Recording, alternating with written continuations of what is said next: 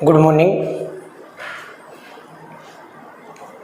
पिछले अध्याय में हमने पढ़ा था विश्व जनसंख्या वितरण के बारे में। उसके अलावा विश्व जनसंख्या घनत्व किसे कहते हैं और घनत्व को प्रभावित करने वाले किस प्रकार के कारक हैं। इसके अलावा आज हम पढ़ेंगे कि विश्व जनसंख्या घनत्व का वितरण, कि विश्व के अंदर किन क्षेत्रों के अंदर कितना कितना घनत्व है, उसका अध्ययन हम करेंगे।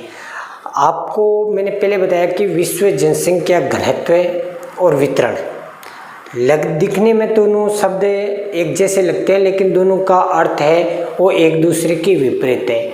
हालांकि विश्व जनसंख्या घनत्व, जहाँ पर विश्व जनसंख्या का वितरण सघन पाया जाता है, उसी क्षेत्र के अंतर्गत जनसंख्या घनत्व अधिक पाया जाता है।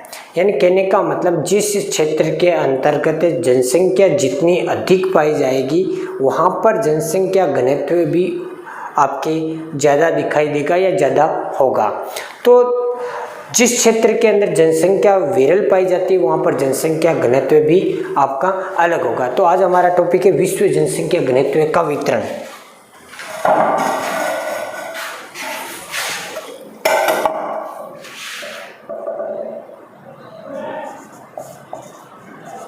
विश्व जनसंख्या घनत्व का वितरण। देखिए, विश्व जनसंख्या घनत्व का वितरण आपने पढ़ा था। विश्व जनसंख्या वितरण, जिसको पूरे विश्व को 4 भागों में बांटा गया था विश्व जनसंख्या वितरण की दृष्टि से। लेकिन विश्व जनसंख्या घनत्व का वितरण है, उसमें यानी घनत्व को 5 भागों में बांटा गया और जनसंख्या वितरण को 4 भागों में बांटा गया। इसके जो 4 प्रमुख भाग है वो है अत्यधिक जनघनत्व वाला क्षेत्र या अत्यधिक जनघनत्व का क्षेत्र। दूसरा है आपका अधिक जनघनत्व का क्षेत्र। थर्ड नंबर है सामान्य जनघनत्व का क्षेत्र। चौथा है कम जनघनत्व का क्षेत्र। और 5वां है प्राय जनविहीन क्षेत्र। प्राय जनविहीन क्षेत्र। तो विश्व जनसंख्या घनत्व की दृष्टि से 5 भागों में बांटा गया है और विश्व जनसंख्या वितरण की दृष्टि से 4 भागों में बांटा गया है। तो आज हम विश्व जनसंख्या घनत्व के बारे में अध्ययन करते हैं। सबसे पहले अत्यधिक जनघनत्व का क्षेत्र, यानी विश्व के अंतर्गत ऐसे कौन से क्षेत्र हैं जहां पर अत्यधिक जनसंख्या पाई जाती है। देखिए, एक सीधा सा संबंध है कि जिस क्षेत्र के अंतर्गत जनसंख्या जितनी अधिक निवास करेगी, वहां का जनघनत्व उतना ही अधिक पाया जाएगा, और जिस क्षेत्र के अंतर्गत जनसंख्या जितनी कम निवास करती है, वहां पर जनसंख्या घनत्व भी कम मिलता है। तो इस प्रकार अत्यधिक जनघनत्व यानी विश्व के अंदर कौन कौन से ऐसे क्षेत्र है जहाँ पर अत्यधिक जनघनत्व पाया जाता है। सबसे पहले तो देखिए कि जनघनत्व अत्यधिक, अधिक और सामान्य, इन घनत्व का कॉन्सेप्ट क्या है, यानी कितने क्षेत्र कितनी जनघनत्व होगा तो अत्यधिक होगा। तो इसके सबसे पहले इसका आधार है कि अत्यधिक जनघनत्व किनको कहा जाता है, यानी विश्व के वे देश या विश्व के वे क्षेत्र जहाँ का जनघनत्व है वो 250 व्यक्ति 250 व्यक्ति प्रति वर्ग किलोमीटर क्षेत्र में पाए जाते हैं। ये 250 व्यक्ति से अधिक जहाँ पर निवास करते हैं वो अत्यधिक जनघनत्व वाले क्षेत्र के अंतर्गत आते हैं। अब विश्व में ऐसे कौन कौन से क्षेत्र इसके अंतर्गत आते हैं अत्यधिक में, तो देखिए एशिया का संपूर्ण भाग, यानी एशिया जो है इसका संपूर्ण भाग है, इसके अंतर्गत देखिए ये एशिया, इसके अंतर्गत ये पूरा का पूरा जो बेल्ट है आपका, इस बेल्ट के अंदर, यानी कहने का मतलब दक्षिणी एशिया, पूर्वी एशिया और दक्षिण पूर्वी एशिया। तो ये तीनों क्षेत्र हैं। दक्षिणी एशिया जिसके अंतर्गत भारत, बांग्लादेश है, पाकिस्तान है, नेपाल है, भूटान है, ये देश आते हैं। इसी प्रकार पूर्वी एशिया के अंदर जापान है, चीन है, ताइवान, हांगकांग, दक्षिण कोरिया, ये देश आते हैं। और दक्षिण पूर्व में इंडोनेशिया, मलेशिया, सिंगापुर, थाईलैंड, ये देश आते हैं। तो इन संपूर्ण क्षेत्रों का अंतर्गत जो जनघनत्व है वो अत्यधिक आते हैं। तो देखिए एशिया महाद्वीप के अंदर बात करते हैं तो दक्षिणी एशिया, इसके अलावा पूर्वी एशिया और इसके अलावा दक्षिणी पूर्वी एशिया, ये जो तीनों एशिया के तीनों भाग हैं ये अत्यधिक जनघनत्व के अंतर्गत आते हैं। दूसरा है आपका पश्चिमी मध्यवर्ती यूरोप, ये यूरोप महाद्वीप का पश्चिमी भाग है, ये मध्यवर्ती भाग है। तो इस बेल्ट के अंतर्गत है वो क्या है, अत्यधिक जनघनत्व पाया जाता है। ठीक है, इस बेल्ट के अंदर इन पश्चिमी मध्यवर्ती अमेरिका के यूरोप के अंतर्गत अत्यधिक जनघनत्व पाया जाता है। तो इसमें आ गया पश्चिमी मध्यवर्ती यूरोप। और जो थर्ड है उसके अंतर्गत आता है आपका पूर्वी उत्तरी अमेरिका, जो ये अमेरिका का पूर्वी भाग है, इस बेल्ट के अंतर्गत अत्यधिक जनघनत्व पाया जाता है। तो इसमें आ गया आपका पूर्वी उत्तरी अमेरिका महाद्वीप। ये आपके तीनों क्षेत्र हैं जो अत्यधिक जनघनत्व क्षेत्र में आता है, जहां पर 250 व्यक्ति प्रति वर्ग किलोमीटर से अधिक पाए जाते हैं। दूसरा जो आपका है अधिक जनघनत्व वाला क्षेत्र, अधिक जनघनत्व वाले की सीमा क्या है कि जहां पर 100 व्यक्ति से लेकर 250 व्यक्ति प्रति वर्ग किलोमीटर के अंतर्गत रहता है, प्रति वर्ग किलोमीटर के अंतर्गत रहता है, वो आपके अधिक जनघनत्व वाले क्षेत्र के अंतर्गत आते हैं। इसके अंतर्गत देखिए आपका इसके अंतर्गत आते हैं पूर्वी यूरोप, दक्षिणी यूरोप और मध्यवर्ती यूरोप, यानी यूरोप के तीनों भाग आते हैं, पूर्वी यूरोप, दक्षिणी यूरोप और दक्षिणी पूर्वी यूरोप। यूरोप महाद्वीप में दक्षिणी यूरोप, इसके अलावा पूर्वी यूरोप और दक्षिणी पूर्वी यूरोप, ये आते हैं। यानी कहने का मतलब यूरोप महाद्वीप का पश्चिमी भाग छोड़ दीजिए आप, पश्चिमी भाग आता है आपकी केवल और केवल अत्यधिक में। बाकी जो यूरोप का भाग है ये इटली वाला दक्षिणी के अंतर्गत आता है, ये इधर आपका ये बेल्ट है और ये दक्षिण पूर्वी इस बेल्ट के अंतर्गत। यानी कहने का मतलब है ये जो केक का आकार है इसका के, या यहाँ से मान लो कि ये बेल्ट है, इस बेल्ट के अंतर्गत संपूर्ण क्षेत्र के अंदर अधिक जनघनत्व वाला, यानी जहां पर 100 से लेकर 250 व्यक्ति प्रति वर्ग किलोमीटर के अंतर्गत निवास करते हैं। इसके अलावा आपके इसके अंतर्गत आता है मध्य उत्तरी अमेरिका, ये मध्य जो बेल्ट है इस बेल्ट के अंतर्गत आपके जो मध्य अधिक घनत्व वाला क्षेत्र पड़ता है, जहां पर 100 व्यक्ति से लेकर 250 व्यक्ति पड़ता है। तो इसके अंतर्गत आपका आ गया मध्यवर्ती उत्तरी अमेरिका,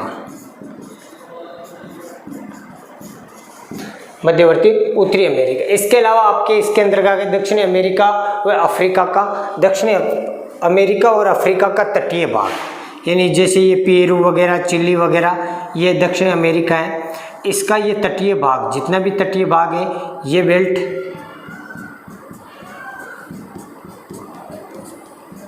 इस संपूर्ण बेल्ट में, और अफ्रीका का जो ये भाग है ये तटीय भाग, ये भी आपके सामान्य अधिक जनघनत्व के अंतर्गत आते हैं। तो इसके अंतर्गत लिख लो दक्षिणी अमेरिका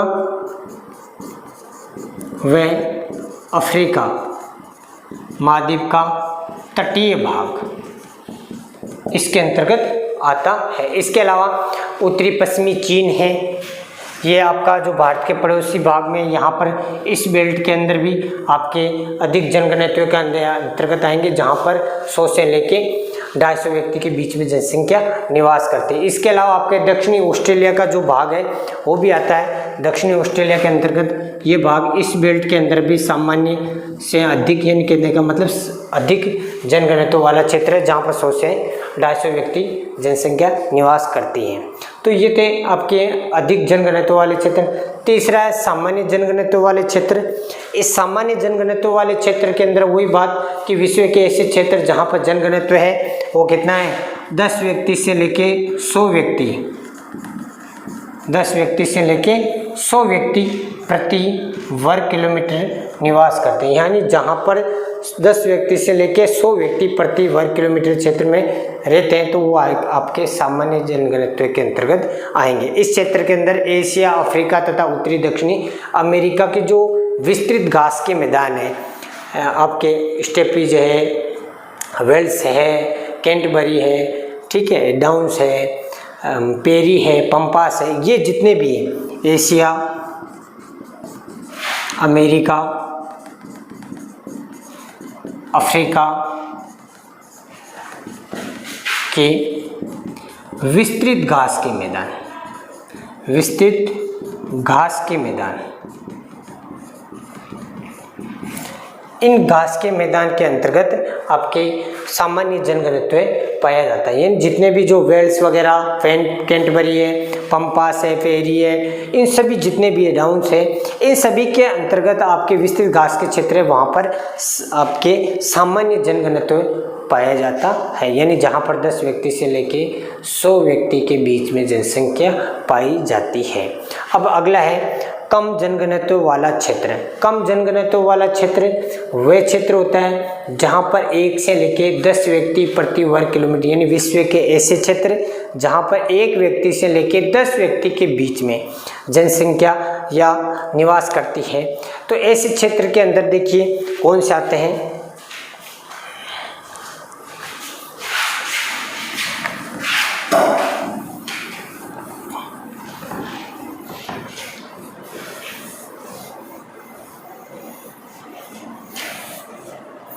तो देखिए कम, 4th नंबर है कम जनघनत्व वाले क्षेत्र। इसके अंतर्गत 1 व्यक्ति से लेकर 10 व्यक्ति प्रति वर्ग किलोमीटर क्षेत्र के अंतर्गत निवास करते हैं। ये व्यक्ति से 10 व्यक्ति के बीच में, इसमें अफ्रीका महाद्वीप की बात करते हैं कि 1 व्यक्ति से अफ्रीका महाद्वीप में देखो, एक तो सूडान देश है वहाँ पर, इसके अलावा लीबिया है, मालागासी है। ये अफ्रीका महाद्वीप के 3 क्षेत्र हैं जहाँ पर कम जनघनत्व पाए जाते हैं, यानी 1 व्यक्ति से लेकर 10 व्यक्ति प्रति वर्ग किलोमीटर के अंदर रहते हैं। अफ्रीका महाद्वीप का सूडान देश, लीबिया और मालागासी। इसी प्रकार बात करते हैं उत्तरी अमेरिका। उत्तरी अमेरिका के अंतर्गत कनाडा है, वो भी इसी के अंतर्गत आता है। कम जनघनत्व जहाँ पर 1 व्यक्ति से लेकर 10 व्यक्ति के बीच में जनघनत्व रहता है। इसके अलावा दक्षिण अमेरिका की बात करते हैं तो दक्षिणी अमेरिका के अंतर्गत पेरू देश है, अर्जेंटीना है।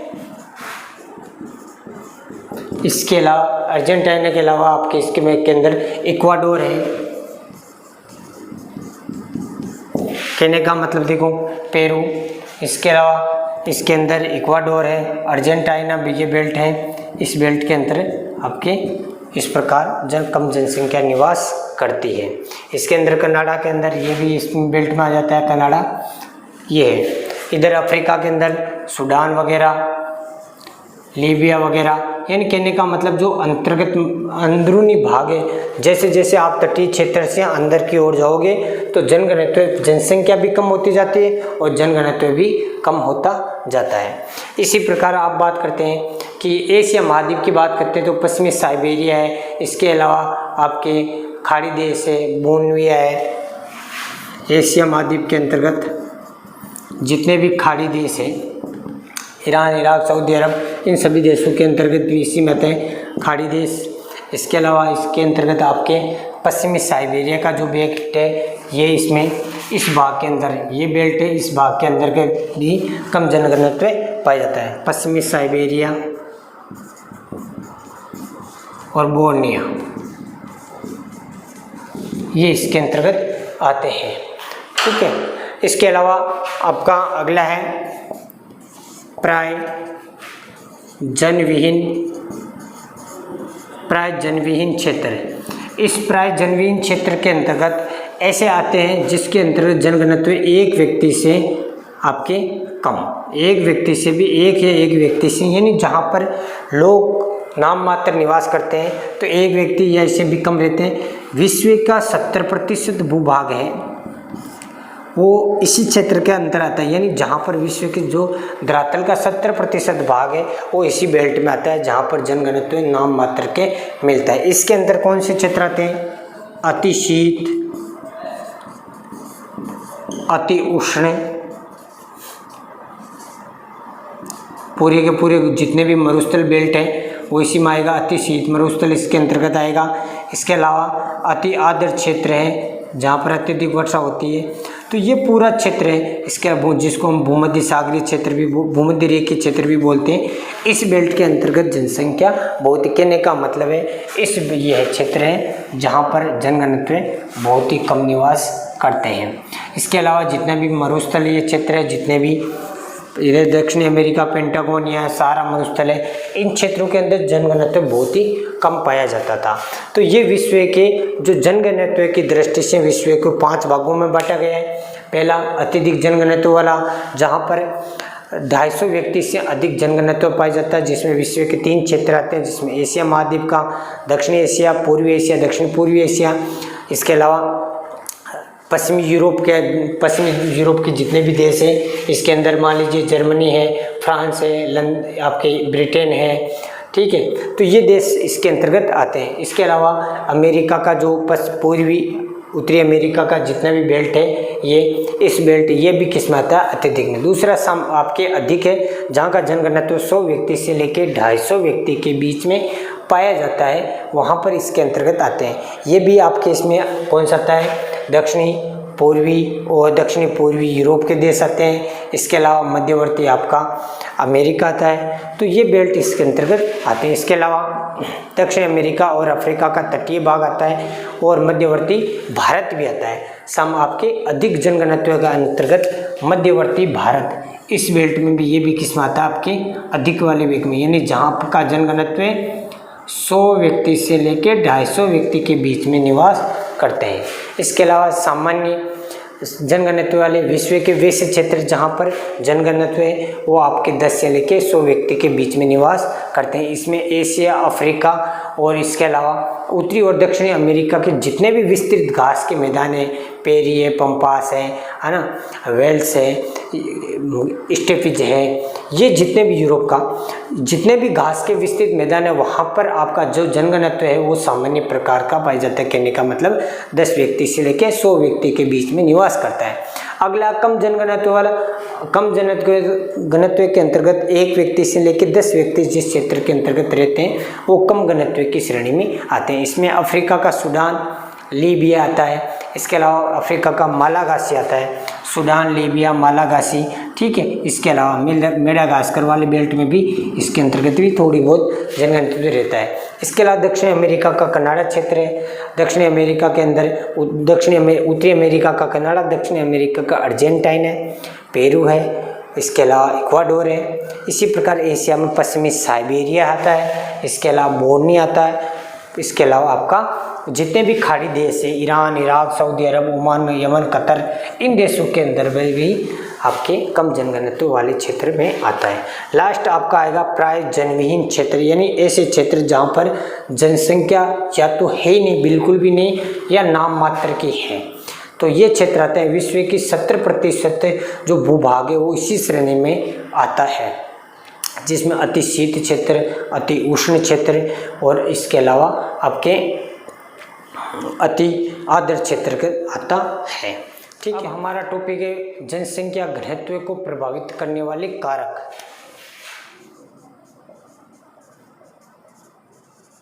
जनसंख्या घनत्व को प्रभावित करने वाले कारक। देखिए, जिस प्रकार जनसंख्या वितरण को प्रभावित करने वाले कारक हैं, उसी प्रकार जनसंख्या घनत्व को प्रभावित करने वाले कारक हैं।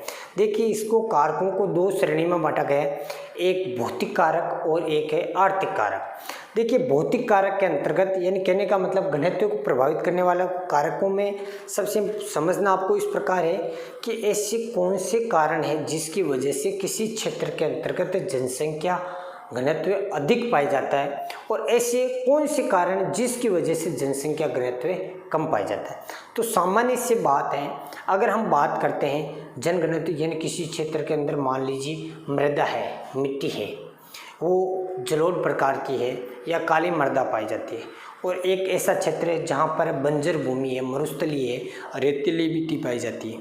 तो सामान्य सी बात है कि ज़्यादातर ऐसे क्षेत्र में लोग निवास करते हैं जहाँ की जनसंख्या, आपकी मृदाएँ हैं वो उपजाऊ पाई जाती है, उस क्षेत्र में जनसंख्या घनत्व अधिक पाया जाता है। और जो क्षेत्र है जहाँ पर फसलें होती नहीं है, मिट्टी है, बालू मिट्टी है, उत्पादन है नाम मात्र का होता है, तो वहाँ पर जनसंख्या घनत्व कम पाया जाता है। तो सामान्य सी बात है कि जनसंख्या घनत्व को प्रभावित ऐसे कौन से कारक है, भौतिक और आर्थिक, जो जिसकी वजह से जनसंख्या घनत्व को वो आकर्षित करते हैं, जहाँ पर जनसंख्या अधिक आपको प्रभावशाली बनाते हैं। तो ऐसी कारकों को दो श्रेणी में बांटा गया। सबसे पहले हम लेते हैं जनसंख्या घनत्व के अंतर्गत भौतिक कारक, यानी ऐसे कौन से कारक है जो प्रगति पद्धत है और जनसंख्या घनत्व को प्रभावित करते हैं। तो सबसे पहले है स्थिति, लोकेशन, कि देखिए मनुष्य का जो बसाव है, आपको पता है कि सामान्य से बात ऐसी है कि जिस क्षेत्र का बसाव है, जो क्षेत्र है वो आपके मध्य अक्षांशीय क्षेत्र में पाया जाता है, वहाँ पर जनसंख्या अधिक निवास करेगी और वहाँ का घनत्व भी क्या होगा, अधिक होगा। इसी प्रकार निम्न अक्षांश या 0 डिग्री के आसपास वाला क्षेत्र है जो मानव निवास के लिए प्रतिकूल जलवायु वाला होता है, तो वहाँ पर जनसंख्या सामान्य सी बात है कम निवास करती है। अगर जनसंख्या कम निवास करेगी तो जनघनत्व भी कम निवास, यानी जनघनत्व भी कम मिलेगा। इसी प्रकार उच्च अक्षांश है, यानी 60-70 डिग्री वाला है, वो अत्यधिक ठंडे प्रदेश है, तो कहने का मतलब वहाँ पर भी जनसंख्या घनत्व निम्न प्रकार का मिलेगा, यानी कम मिलेगा। तो स्थिति यानी विश्व के ऐसे क्षेत्र, विश्व की अधिकांश जनसंख्या है वो शीतोष्णी कटिबंधीय प्रदेशों में निवास करती है। किस प्रकार के क्षेत्र में? शीतोष्ण, शीतोष्ण कटिबंध, यानी विश्व की जो ज़्यादातर आबादी, आपने पढ़ा होगा कि विश्व की ज़्यादातर आबादी है 20 डिग्री से लेके 60 डिग्री अक्षांशों के बीच में, यानी विश्व की 80-85% जनसंख्या है वो 20 डिग्री से लेके 60 डिग्री अक्षांशों के बीच में, यानी जो बेल्ट है 30 से लेके 60 वाला शीतोष्ण कटिबंधीय क्षेत्र, यानी कहने का मतलब ज़्यादातर जनसंख्या वो शीतोष्ण कटिबंध में निवास करती है। लोग समतल मैदानों में आपके निवास करना पसंद करते हैं, मंद ढालों पर आपके बसने को वरीयता देते हैं, पहाड़ी ढालों पर न बस के जो मंद ढाल वाले होते हैं, कम ढाल वाले क्षेत्र होते हैं, वहाँ पर रहने को वरीयता देते हैं। यानी कहने का मतलब ऐसे क्षेत्र जो समघनत्व वाले शीतोष्ण कटिबंधीय जलवायु वाले क्षेत्र हो, समतल भूमि वाला क्षेत्र हो, मंद ढाल वाला क्षेत्र हो, वहाँ पर जो जनघनत्व होता है वो अधिक पाया जाता है। ऐसे क्षेत्रों में जनसंख्या अधिक, यानी जनसंख्या घनत्व अधिक पाया जाता है। दूसरा कारक है जल की उपलब्धता।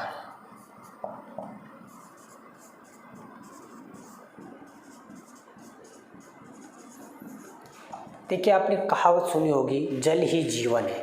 आपको बताए जल का मनुष्य के दैनिक जीवन के अंदर प्रत्यक्ष और परोक्ष दोनों तरीके से सीधा सा संबंध है।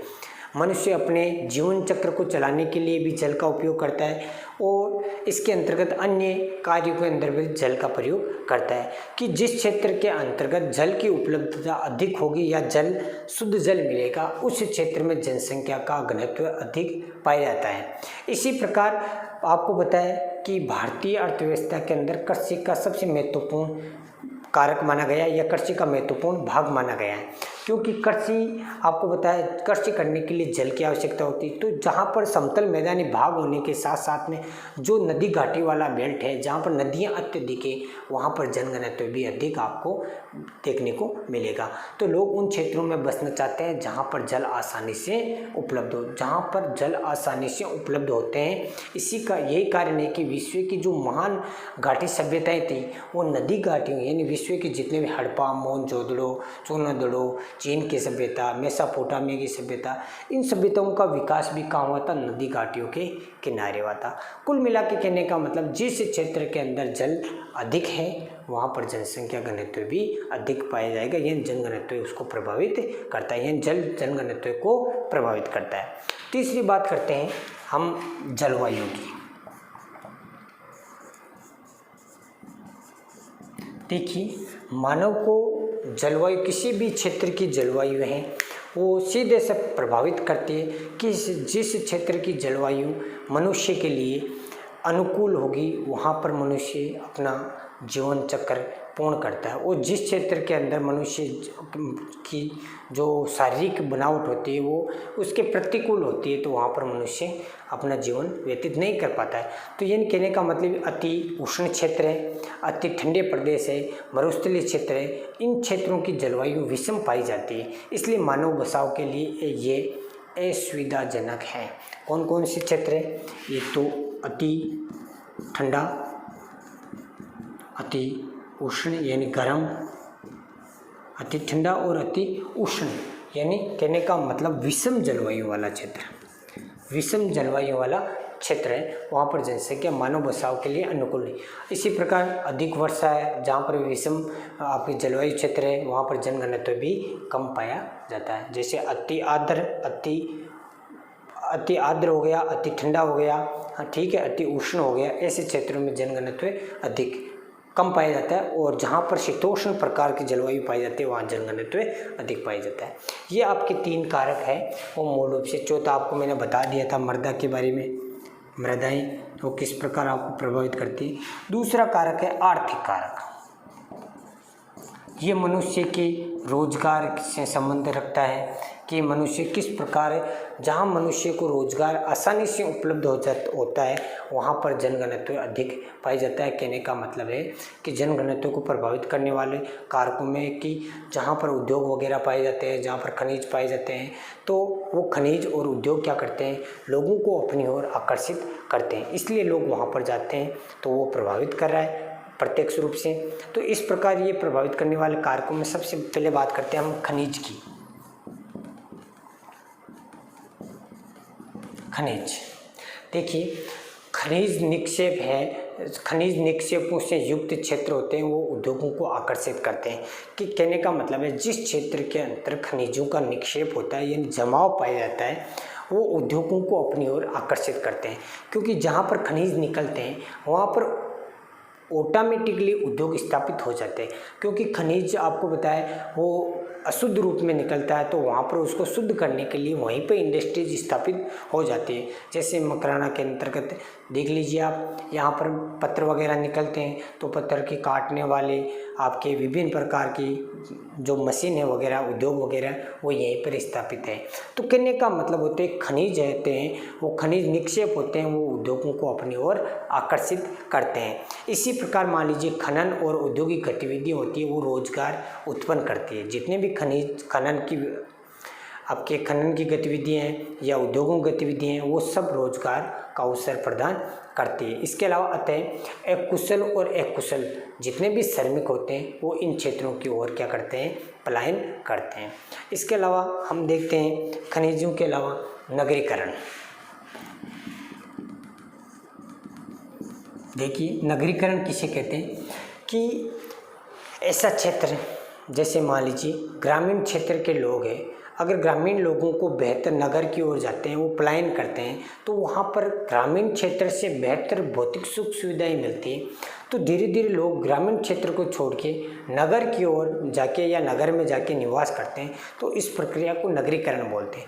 अब गांव से नगर की ओर जाने के पीछे उसका मूल उद्देश्य क्या होता है कि नगर रोजगार के बेहतर अवसर प्रदान करता है। नगर है ग्रामीण क्षेत्र की बजाय नगर के अंदर अधिक रोजगार मिलता है। इसके अलावा शैक्षणिक वहाँ पर पढ़ाई लिखाई, कहने का मतलब अच्छी यूनिवर्सिटीज़ वगैरह, अधिक अच्छी कॉलेज स्कूल वहाँ पर उपलब्ध हो जाते हैं।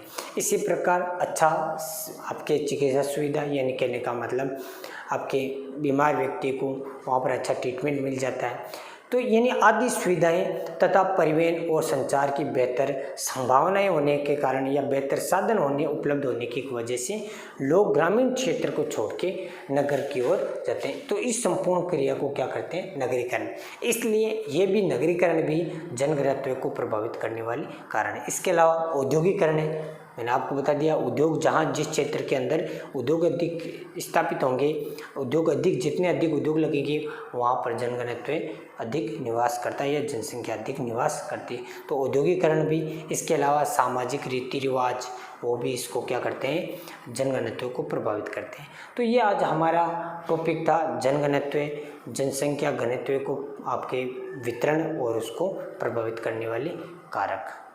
पढ़ते रहिए, बढ़ते रहिएगा। जय हिंद बेटा।